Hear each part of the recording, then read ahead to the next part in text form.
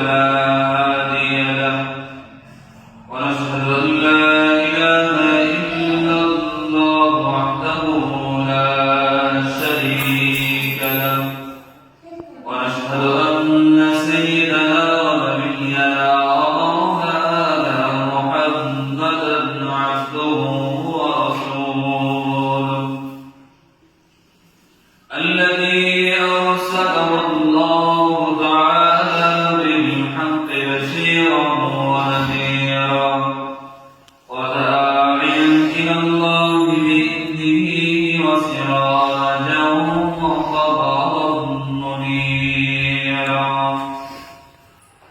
فقد قال الله تعالى في كلام المجيد والفرقان الحميد إن الله وملائكته يصلون على النبي يا أيها الذين آمنوا صلوا عليه وسلموا تسليما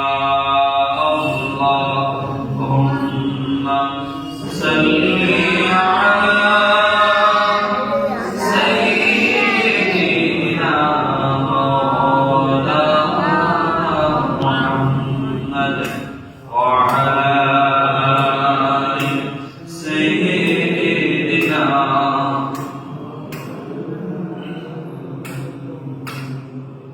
أما بعد সর্বত্র সর্বপ্রথমে প্রশংসা জ্ঞাপন করি সেই মহান রব্বুল আলামিনের দরবারে যিনি সমস্ত জিনিসের মালিক নবমণ্ডল ব্রহ্মাণ্ডের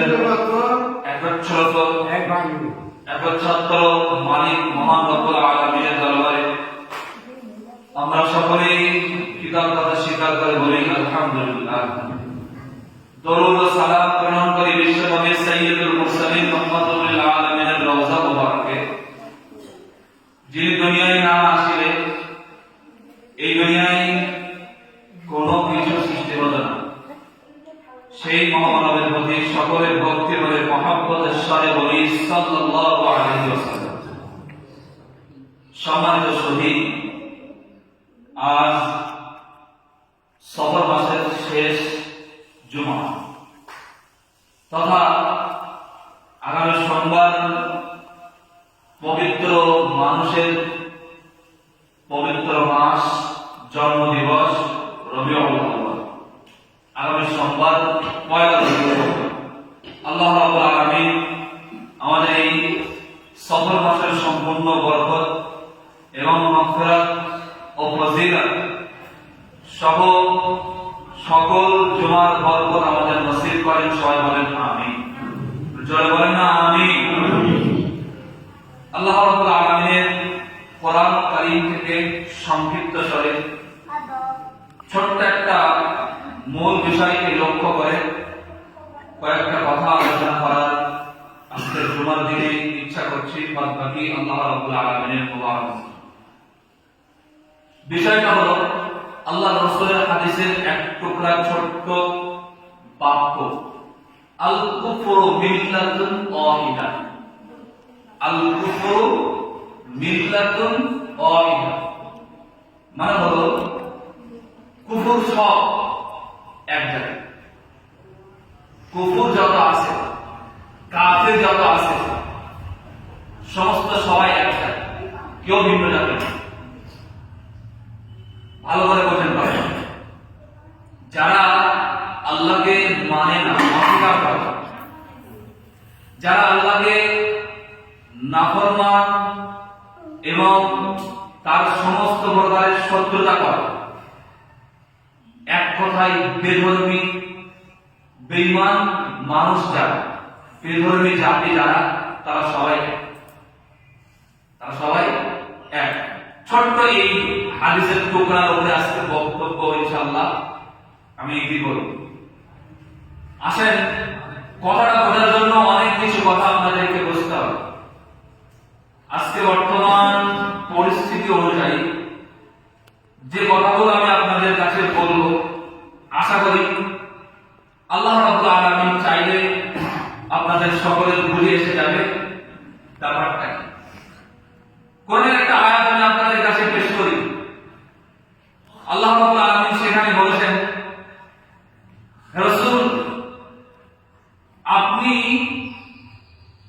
যতক্ষণ না ইহুদি এবং নাসারাদের ধর্মকে অনুসরণ না করছেন ততক্ষণ পর্যন্ত তাদের সন্তুষ্টি অর্জন আপনি করতে পারবেন না। তাদের সন্তুষ্টি করতে গেলে তাদের ধর্মের অনুসারে হতে হবে। ভালো ভালো মনে রাখেন, এখান থেকে ১৫০০ এর অধিক বছর পূর্বে আল্লাহ রাব্বুল আলামিন রাসূলের উপরে এই কোরআনের আয়াত অবতীর্ণ করেছেন, ওয়ালান তারদা আনকাল ইয়াহুদ ওয়ালান নাসারা হাত্তা তাত্তাবিআ মিল্লাতাহুম। হে রাসূল, আপনার প্রতি ইহুদি এবং নাসারা জাতি এরা কখনো সন্তুষ্ট হবে না যতক্ষণ না আপনি তাদের অনুসরণ করছেন। আল্লাহ রাব্বুল আলামিন এখানে কিন্তু ইহুদি এবং নাসারা যে দুটো জাতির কথা বললেন, সেই দুটো জাতি তারা কি ধর্মে মুসলমান ছিল নাকি? তারা সব খ্রিস্টান বেধর্মী জাতি, তাই না? তো একটা কথাই আল্লাহ রাব্বুল আলামিন রাসূলকে বোঝাতে চাইলেন, আপনার ইসলামের মানুষ বা আপনার ইসলামের জাতি যারা আছে তাদের সন্তুষ্টি আপনি অর্জন করতে পারবেন, তারা আপনার প্রতি সন্তুষ্ট হবে এবং আপনিও তাদের প্রতি সন্তুষ্ট হবেন।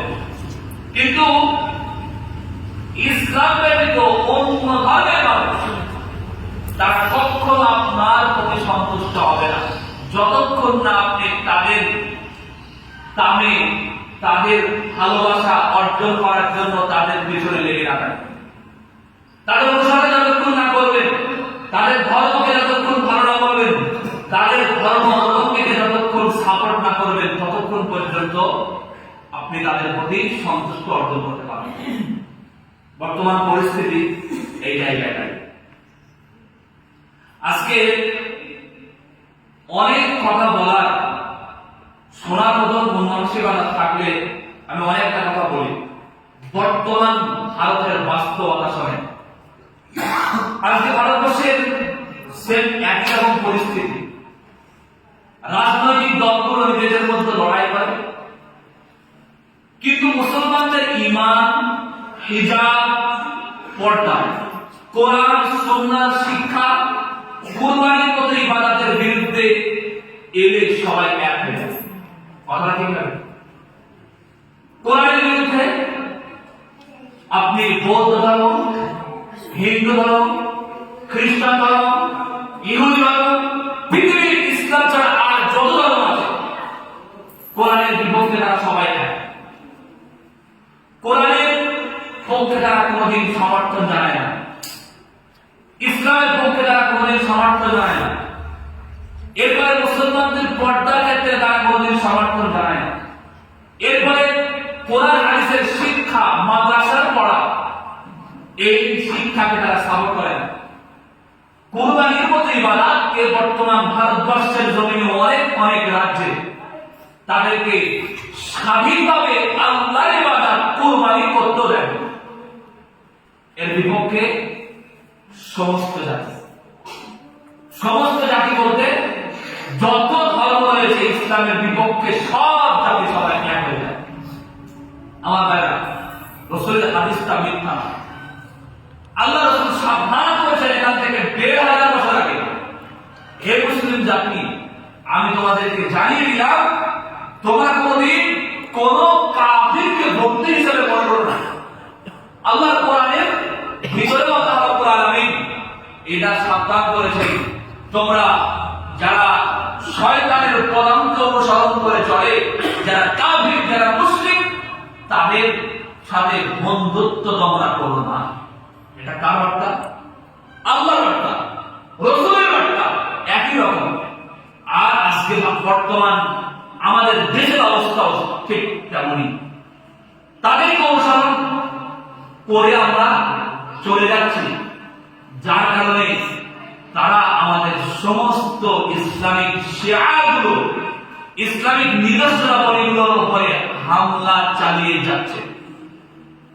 আমাদের ওয়াকফ সম্পত্তি, আমাদের নিজেদের মসজিদ, মাদ্রাসা, মক্তব, ঈদগাহ, কবরস্থান, এই জায়গাগুলো সব দখল করে নিচ্ছে। তাদের ইচ্ছা মতন কারবার শুরু করে দিচ্ছে। এটা হলো তাদের একটাই রাস্তা, যে তারা শুধু কেবলমাত্র হিন্দু ধর্মের মানুষ নয়, তারা কেবলমাত্র বৌদ্ধ ধর্মের মানুষ নয়, তারা কেবলমাত্র জৈন ধর্মের মানুষ নয়, পুরো সমস্ত বেধর্মী মানুষরা কিন্তু আজকে ভারতবর্ষের যত ইসলাম ছাড়া ধর্মীয় মানুষ আছে সবাই এক হয়ে মুসলিমদের এই সম্পদ কেড়ে নিচ্ছে, মুসলিমদের এই সম্মান কেড়ে নিচ্ছে, মুসলিমদের এই ঈমানটাকে হরণ করে নিচ্ছে। আমার ভাইয়া ভালো করে শোনেন। এরপরে মিডিয়া, আমরা সোশ্যাল মিডিয়া দেখি, ইউটিউব, ফেসবুক, হোয়াটসঅ্যাপ আমরা ব্যবহার করি। আমাদের সংস্কৃতি আছে। আইনের নামে মুসলমানদের দুর্বল করার চেষ্টা আজকে ভারতবর্ষের জমিনে চলছে। চলছে না? চলছে না? ভালো করে ভেবে দেখেন। বর্তমান SIR নামে যে আইন চালু করেছে, এরপরে NRC হলে সেটা নিয়ে যত গুজব, এরপরে আমাদের ওয়াকফ সম্পত্তিতে সংশোধনী আইন বিল পাস করা, যত যা কিছু রয়েছে, আমার ভাইরা এরা কিন্তু সবাই এক জাতি হয়ে যাচ্ছে। এরা সবাই কিন্তু এক ছত্র, আর আমাদেরকেই শুধুমাত্র তারা লক্ষ্য বস্তু বানিয়েছে। ভুল বুঝতে হবে না। আমি কিন্তু কোনো ভুল না, একদম রাইট। আমি কিন্তু কোন দলের পক্ষে হয়ে বলছি না, আমি কিন্তু কোন দলের বিপক্ষেও কথা বলছি না। আমি নিরপেক্ষভাবে কথাবার্তা বলছি কোরআন এবং হাদিসের আলোকে। ওই জন্য ভালো করে মনে রাখেন, আল্লাহ রাসূলের হাদিস, আল কুফরু মিল্লাতুন ওয়াহিদা, যারা কাফের গোষ্ঠী, বেধর্মী মানুষ, যারা ইসলাম যারা মানে না, এরা সবাই এক জাতি, সবাই মিলে এরা ইসলামের উপরে হস্তক্ষেপ করে চলছে। আমার ভাইরা, এই সময় বর্তমান ভারতবর্ষের মাটিতে মুসলিমদের একটা অনেক বড় করণীয় কাজ আছে, অনেক বড় করণীয় কাজ আছে। প্রত্যেক জমাতে আমি কিছু না কিছু করণীয় কাজের কথা বলি। কে পালন করেন, কে করেন না, সেটা আমার ব্যক্তিগত দেখে নেওয়ার বিষয় না, ওটা আপনাদের বিষয় যে আপনারা কতটা করণীয় হিসাবে পালন করছেন। বাস্তব কথা মনে রাখেন, আজকে আপনার পৃথিবীর বুকে মুসলিমরা সব থেকে শির দ্বারা উঁচু করে থাকার দরকার ছিল, তাই না? কিন্তু ভারতবর্ষের সমস্ত রাষ্ট্রে, সমস্ত জায়গাতে আপনার মুসলিমরা নিষ্পেষিত, অত্যাচারিত, এবং তাদের সমস্ত প্রকার অধিকার হরণ করা হচ্ছে। কারণ হলো এটাই যে তারা কোনদিন বুঝতে পারেনি যে যারা কাফের গোষ্ঠীরা সবাই এক হবে আমাদের বিরুদ্ধে, আমাদের বিরুদ্ধে সবাই এক হবে। এই কথা আমাদের আগে বুঝে আসেনি, এখন আমাদের বুঝে আসে। আপনি ভারতবর্ষের যে রাজনীতি দল বলেন না কেন, যে রাজনীতি গোষ্ঠী বলেন না কেন, প্রত্যেকটা রাজনীতি দলের ভিতরে, প্রত্যেকটা রাজনীতি গোষ্ঠীর ভিতরে যারা ইসলামকে মানে না, তাদের ভিতরে সর্বক্ষণ ইসলামের বিরুদ্ধে ষড়যন্ত্র, এই বিষয়টা সবসময় তাদের অন্তরে ধারণ করে না, সব সময় করে। আপনি কাউকে বন্ধু হিসাবে মনে করেন না, কারণ এটা মনে রাখেন আপনার নিজের ভাই কিন্তু আপনার শত্রু হয় না? আপনার শত্রু আপনার নিজের দাঁতও কখনো হয়ে যায় জিহ্বার জন্য, হয় না? কখনো কখনো কামড় লেগে যায়। সুতরাং মনে রাখবেন, আমার কাছের যেটা মনে হয় আমাকে, আমার নিজের যেটা আমাকে মনে হয়, ওটা আমার যে আপন এটা নয়।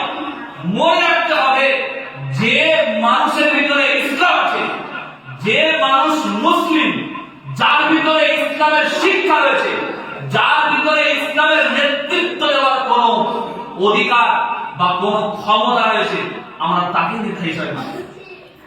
একমাত্র নেতা পৃথিবীর ভিতরে ছিলেন, তার নাম কি বলেন তো? তার নাম কি?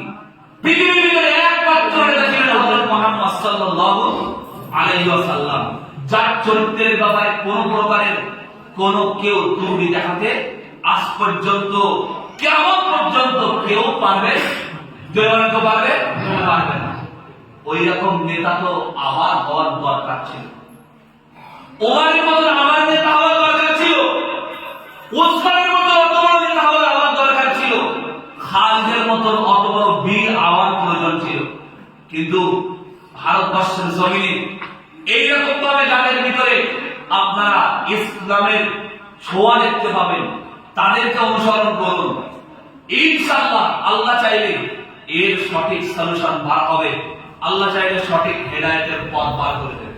কিন্তু মনে রাখেন, যারা ভারতবর্ষের জমিনে থেকে মুসলিমদের অধিকার পাইয়ে দেওয়ার দাবিতে মুসলিমদের অধিকারগুলো খরণ করে, মুসলিমদের অকাল সম্পত্তির ভিতরে যে সংশোধনী আইন বিল পাস হয় তার পক্ষে থেকে কিছু কথা বলে, এমন মানুষ খুঁজে পাওয়া যায় না বলেন? যায়। অকাপ সংসদে বিল আইন পাস হলো, তার পক্ষে হয়ে কোন গর্জন দেখা দিল না। এরপরে গত 2-3 দিন আগে মুসলিম সম্প্রদায়ের কিছু মানুষরা তাদের অধিকার আদায়ের দাবিতে গণতন্ত্র প্রক্রিয়ায় সবকিছু তারা অ্যাপ্লাই করে নিজেদের অধিকার ছিনিয়ে নেওয়ার জন্য কোন প্রকারের সমাবেশ, মিটিং, সিটিং যাই বলেন না কেন করতে গেলেই অ্যারেস্ট হয় না? জোরে বলেন, অ্যারেস্ট হয় না? অবশ্যই অ্যারেস্ট হয়। কিন্তু মনে রাখবেন, ভারতবর্ষের জমিনে যার ভিতরে ইসলাম নাই, যার ভিতরে শরীয়ত নাই, আমি প্রকাশ্য জুয়ার ময়দান থেকে বলছি, আপনি তাকে কখনো সাপোর্ট করতে পারেন না। কথাটা ঠিক না? জোরে বলেন। অবশ্যই কথাটা ঠিক। আমি বলবো আপনাদেরকে, যার ভিতরে আছে ইসলাম, যে কোনদিন মাথার থেকে টুপি পরে না, যার মাথার থেকে টুপি পড়ে না, তাকে আমরা অনুসরণ করব, কারণ এটা রাসূলের সুন্নাহ। আমার কথা ঠিক না? যার ভিতরে রাসূলের সুন্নাহ দাঁড়িয়ে আছে আমরা তাকে অনুসরণ করব, যার ভিতরে ইসলাম আছে, ঈমান রয়েছে, তাকে আমরা অনুসরণ করব। কারণ ভারতবর্ষের জমিনে আজ বড় নেতাহীন অবস্থা, বড় একটা দুর্লভ ব্যাপার। এখানে কোনো নেতা পাওয়া যায় না, সবাই নেতা হয়ে বসেছে। আজকে ভারতবর্ষের জমিনে এত কিছু হয়ে যাচ্ছে, কোন মানুষ, মুসলিম জাতি বিশেষ করে, তাদের কোনো সাড়া শব্দ নাই। কারণ সব গলা টিপে বন্ধ করে রেখেছে, এতটা করে খাইয়ে রেখেছে। কি বলবে? তার ভিতরে কি ঈমান আছে নাকি? যতই সে ভালো বংশের হোক না কেন, যতই সে উচ্চ সম্মানের বংশের লোক হোক না কেন, আমি বলতে চাই চাটুকারিতা ছাড়তে হবে। ভারতবর্ষের জমিনে যদি শান্তি ফিরিয়ে আনতে হয়, চাটুকারিতা বন্ধ করতে হবে, ইসলামকে জয়ী করার লক্ষ্য বানাতে হবে, ইসলামের পতাকা এই দেশে উত্তীর্ণ করার চেষ্টা করতে হবে, মুসলিমদের পাশে থেকে মুসলিমদের সহযোগী হতে হবে। কারণ ইসলাম তো আমাদেরকে এটাই শেখায় যে মুসলমান এবং তার অপর মুসলমান ভাইয়ের সহযোগী হয়, সেই তো প্রকৃত মুসলমান। আমার কথা ঠিক না? বলবে রাসূলের হাদিসের কথা বলছে আমার ভাইরা, আমাকে ভুল বুঝবেন না। কারোর দালালি কিন্তু আমি করছি না, কারোর বিপক্ষে কিন্তু আমি বলছি না, কারোর নাম ধরো আমি কথা বলি। এখন শোনেন, বর্তমান ভারতবর্ষের যে বাস্তবতা আমি আপনাদেরকে শোনালাম, এটার ভিত্তি হলো আল কুফরু মিল্লাতুন ওয়াহিদা। সমস্ত কাফের গোষ্ঠী সবাই এক, মুসলিমদের বিরুদ্ধে সবাই এক। কেউ কোনদিন তাদের বিরোধ তাদের মাঝখানে পাওয়া যাবে না। শুধুমাত্র মুসলিম জাতিদেরকে লক্ষ্যবস্তু বানিয়ে এদের তীরটাকে এরা চলছে। আমার ভাইরা, সূরা আল ইমরানের একটা আয়াত আমি আপনাদেরকে বলছি। মুসলিমদের বর্তমান পরিস্থিতিতে করণীয় হলো ওয়া'তাসিমু বিহাবলিল্লাহি জামিআন ওয়া লা তাফাররাকু। এই কথা আমি অনেকবার জুমার ময়দানে বলেছি, আজও বলছি। আল্লাহর কোরআন বলছে, আমার ঈমানদার বান্দারা, তোমরা আমার রশিকে, আমার রশি ইসলাম ধর্মকে তোমরা মজবুত করে নাও।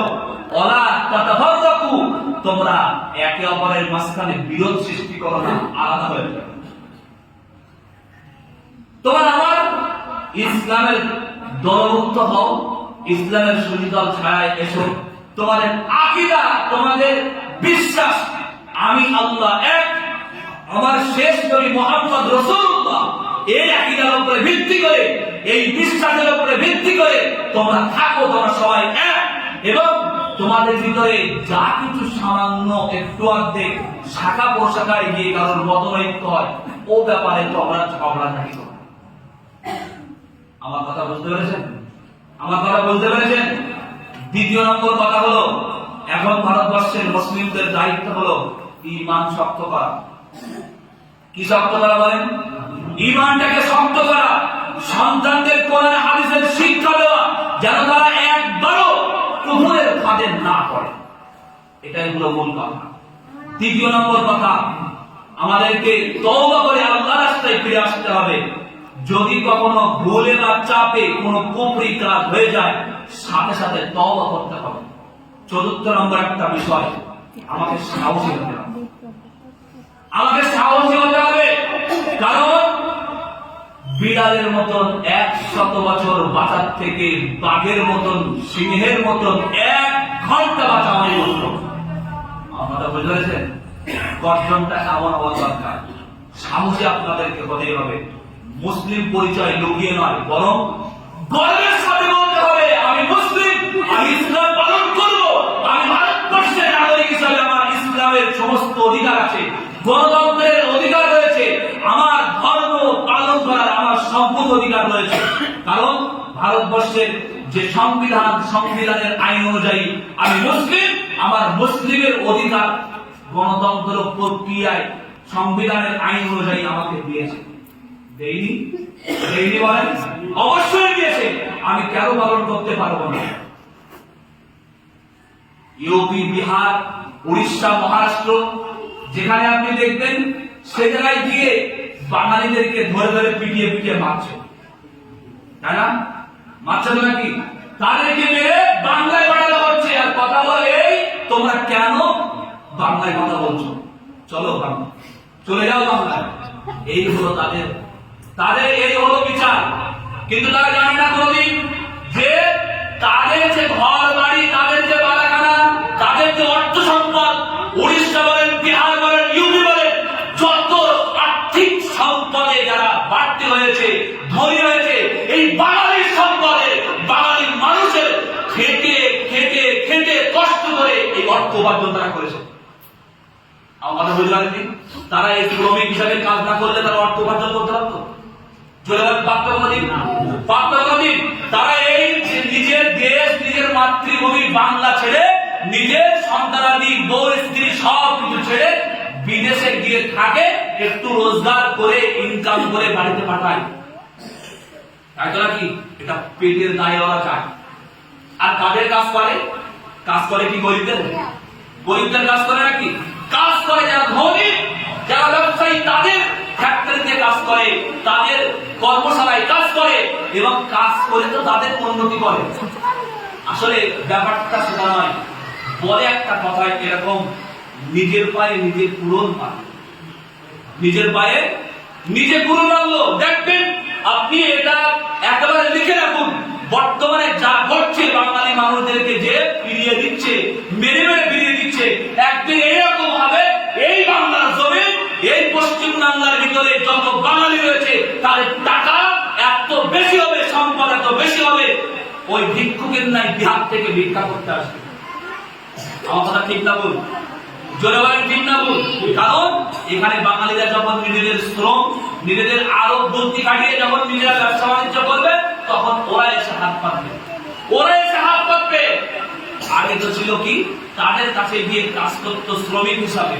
আমার ভাইরা, আমাকে ভুল বুঝবেন না, আমি আপনাদেরকে বোঝাতে চাইছি এতটুকুই যে আমরা মুসলিম জাতি হিসাবে আমরা এটা কখনো ভুলবো না যে আমাদের বিরুদ্ধে, আমাদের বিপক্ষে, ইসলামের বিপক্ষে যত ধর্মের মানুষ আছে সবাই কিন্তু আমাদের বিপক্ষে, সবাই কি আমাদের বিপক্ষে, সবাই কিন্তু আমাদের পক্ষের মানুষ নয়, সবাই কিন্তু আমাদের পক্ষে কথা বলবে না। আমাদেরকে ভাবতে হবে যার ভিতরে ইসলাম রয়েছে, যার ভিতরে শরীয়ত রয়েছে, যার ভিতরে ইসলাম এবং সুন্নাহ কোরআন ও হাদিসের সমস্ত জ্ঞান রয়েছে, আমরা তাদের কথা অনুসরণ করে চলবো এবং তাদের কথা মানবো। সাথে সাথে তাদের যে দিক নির্দেশনা এবং তাদের যে মত, আমরা সেই পথ অনুযায়ী চলবো ইনশাআল্লাহ। জোরে বলেন ইনশাআল্লাহ, আর জোরে বলেন না ইনশাআল্লাহ। সময় একটু নিয়ে নিলাম 2-3 মিনিট, ক্ষমা করবেন। আপনাদেরকে বোঝাতে অনেকটা কষ্টকর বলে মনে করছিলাম, আশা করি আপনাদেরকে বোঝাতে পারলাম। এটাই যে আমরা মুসলিম হিসাবে সমস্ত বেধর্মী আমাদের সবাই, সবাই কি আমাদের পক্ষে না বিপক্ষে? বলেন আমাদের পক্ষে না বিপক্ষে? আমাদের বিপক্ষে। বুঝতে হবে না যে ও মাঠে মধ্যে এসে ইফতারিতে বসে বলে ও আমাদের অনেক ধর্ম। নো, ইম্পসিবল, এটা অসম্ভব ব্যাপার। কারণ ওর ভিতরে রয়েছে তো আল্লাহ বিদ্রোহী কথা। আমার কথা বুঝতে পেরেছেন? ওর ভিতরে আছে আল্লাহ বিদ্রোহী কথা, তখন ও ইমানদারের পক্ষে হবে। এটা অসম্ভব ব্যাপার। আমার ভাইরা, আজকের আমাদের সকলকে সচেতন হতে হবে, ইমানি জাগরণ আরো বাড়াতে হবে, আমাদের সকলকে নামাজের কাতারকে শক্ত করে ধরতে হবে, নামাজি হতে হবে এবং সর্বদাই আমাদেরকে খেয়াল রাখতে হবে আমাদের সম্পদ, আমাদের সম্মান, আমাদের ইসলামের ইজ্জত, শিআরগুলোকে আমরা কখনো বিলুপ্ত হতে দেব না ইনশাআল্লাহ। ওয়া আখিরু দাওয়ানা আলহামদুলিল্লাহি রাব্বিল আলামিন। আসসালামু আলাইকুম।